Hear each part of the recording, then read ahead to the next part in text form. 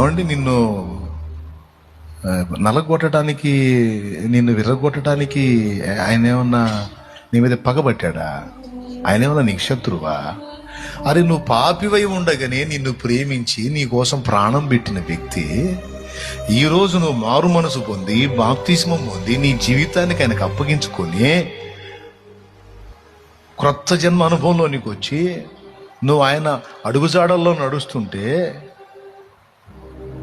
హత్తుకుంటాడా లేకపోతే మొత్తుతాడా?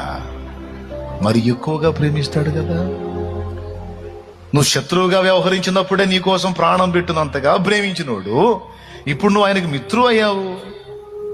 నిన్నెట్లా ద్వేషిస్తాడు? నిన్నెట్లా పగబడతాడు? కాదు కాదు కాదు, నీకెప్పుడు ఆయన శత్రువు కాదు.